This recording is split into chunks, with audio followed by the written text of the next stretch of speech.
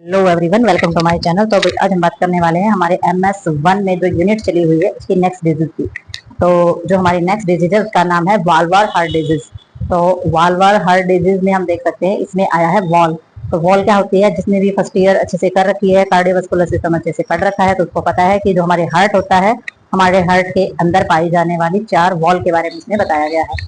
तो डेफिनेशन के अंदर इन्होंने बताया है, डेफिनेशन में बताया है कि it is an acute and congenital disorder of the wall of exercise by the टेक्नोसिस obstructions of impaired flows of directions of blood. तो इन्होंने बताया कि ये बहुत ही तेज और जन्मजात जो है डिसऑर्डर होता है वॉल का, यानी कि बहुत ही एक ऐसी बीमारी है जो भी बहुत ही तिरोभी होती है और जन्मजात भी हो सकती है। और ये सेक्नोसिस यानी कि जो हमारी वाल होती है उसका नैरो हो जाना, सेक्नोसिस होता है किसी भी वॉल का नैरो हो जाना और ऑब्स्ट्रक्शन हो जाना, उसमें किसी भी प्रकार का अवरुद्ध यानी कि किसी भी प्रकार की दिक्कत या रुकावट पैदा हो जाना, और तो ब्लड और जो ब्लड होता है उसके फ्लो में कमी आ जाना।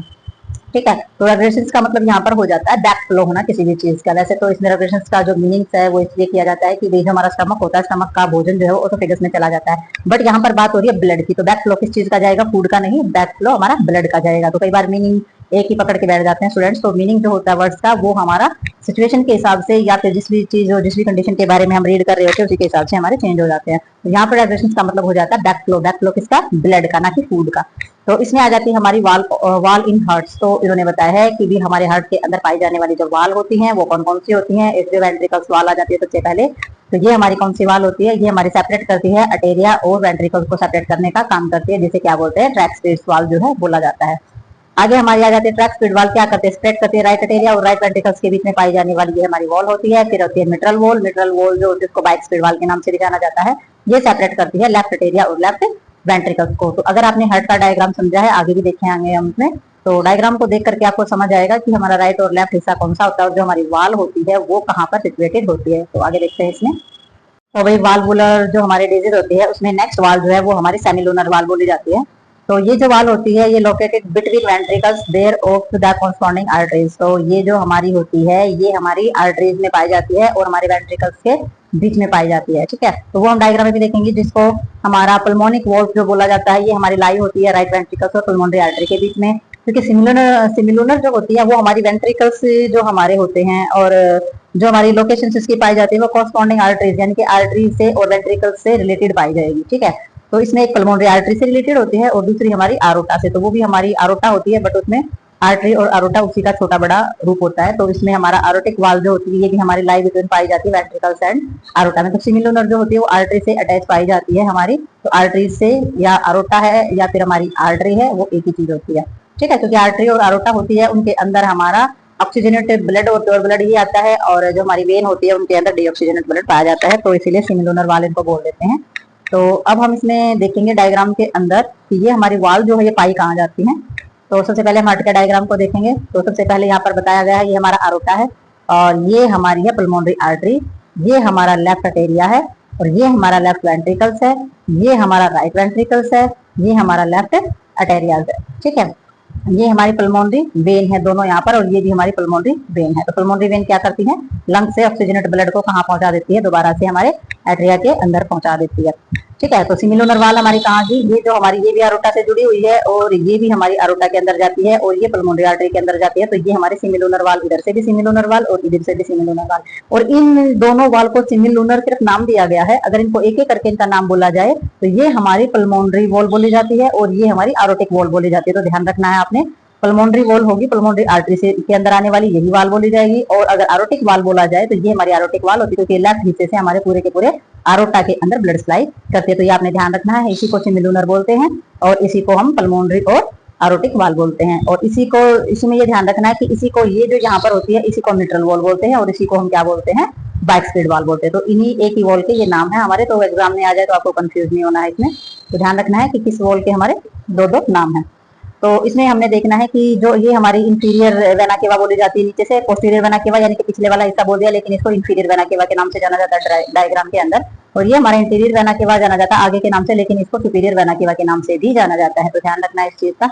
ये हमारी आ जाती है पल्मोनरी आर्टरी। तो ये सारा का सारा जो डायग्राम है, यहाँ से हमारा ब्लड आता है आर्टेरियाज में इकट्ठा होता है, यहाँ से वाल को क्रॉस करता है, ये हमारी हो जाती है ट्रैक स्पीड वाल को, वाल के खुलने से हमारा जो है राइट वेंट्रिकल्स के अंदर ब्लड आएगा, राइट वेंट्रिकल से हमारी जो वॉल खुलेगी वो पल्मोनरी जो सेमिलुनर वॉल है, या फिर हमारी इसमें जो पल्मोनरी वॉल है वो खुलेगी, और इसके खुलने के बाद ये हमारा जो ब्लड है इस साइड लंग्स में चला जाएगा और इस साइड भी लंग्स के अंदर चला जाएगा।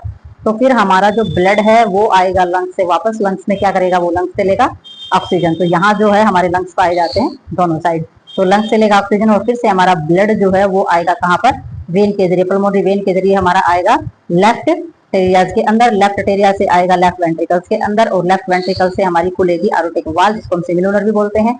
और यहाँ से जब हमारी एरोटिक वाल खुलेगी तो ये हमारा ब्लड चला जाएगा एरोटा के अंदर, और एरोटा के ये हमारे ऊपर वाले हिस्से को ब्लड सप्लाई कर रहे हैं, और ये जो घूम के आई है पीछे से तो ये यहाँ पर हमारी निकलेगी और ये हमारी बॉडी के पूरे हिस्सों को प्योर ब्लड की सप्लाई करेगी। तो ये रहती है हमारी सारी की सारी ब्लड सप्लाई, जिसको हम पल्मोनरी सर्कुलेशन के नाम से भी जानते हैं। तो पल्मोनरी सर्कुलेशन जब आ जाए तो ये हमारे हार्ट के अंदर आने वाला जो सर्कुलेशन होता है उसी के बारे में लिखा जाता है। तो उसमें वॉल जो होती है उनकी भी इन्वॉल्वमेंट होती है, तो वॉल के नाम जिसके अंदर लिखे जाते हैं, तो वॉल का आपको पता लग गया, ये ट्राइस्पीड वाल है, ये बाइस्पीड वाल है, इसको मिटल वॉल के नाम से भी जानते हैं। ये जो दोनों हैं इनको सेमिलुनर के नाम से भी जानते हैं, और इसको पल्मोनरी और इसको एरोटिक नाम से भी जाना जाता है।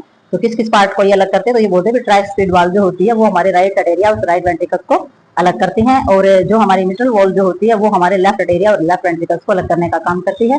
एरोटिक वाल जो होती है ये हमारी लाई पाई जाती है बिटवीन किसके, वेंट्रिकल्स और एरोटा के। और जो हमारी ये वाली होती है, जो हमारी एरोटिक होती है, ये सिमिलुनर वाल जो होती है ये भी हमारी लाई पाई जाती है किसके बीच में, लेफ्ट वेंट्रिकल्स और एरोटा के बीच में।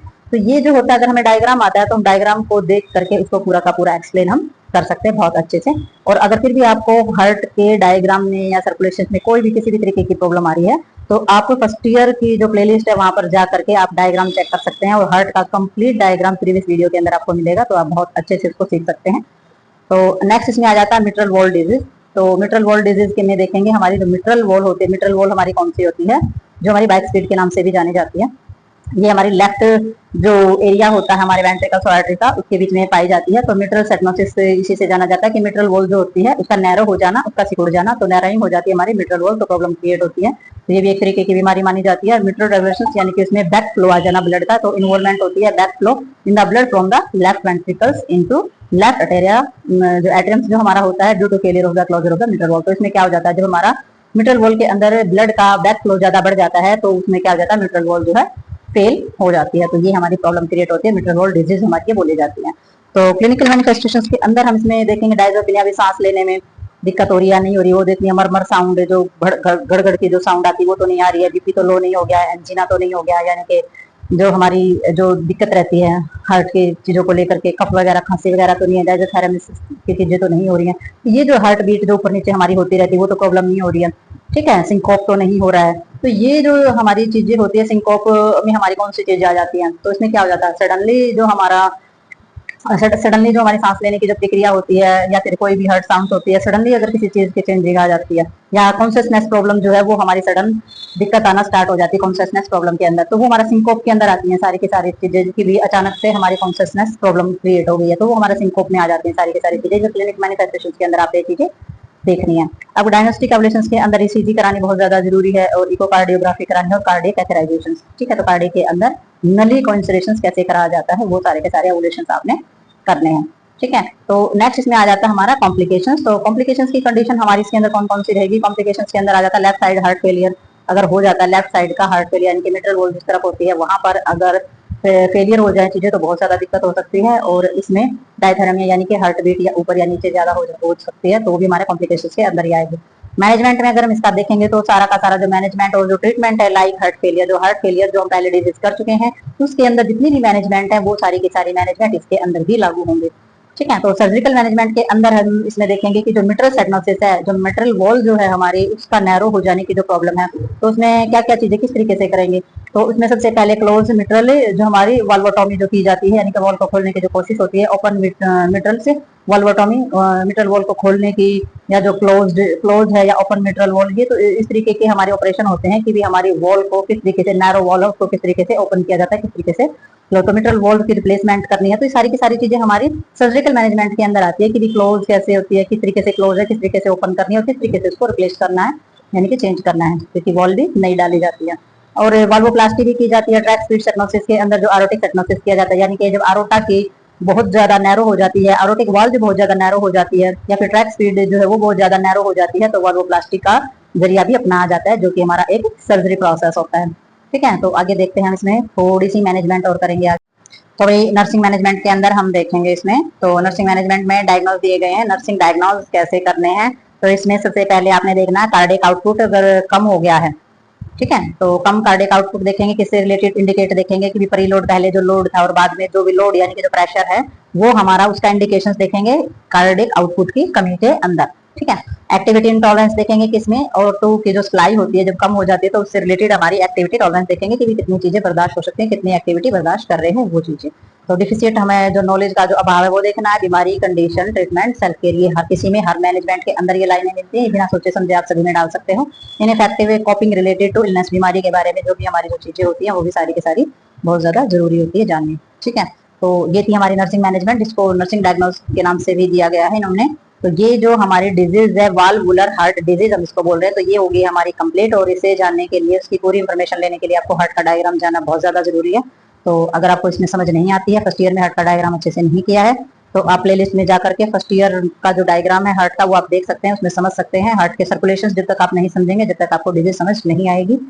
तो ये हमारी कंप्लीट होती है डिजीज यहीं पर। तो मिलते हैं नेक्स्ट वीडियो में और नेक्स्ट डिजीज के साथ, तब तक के लिए बाय बाय।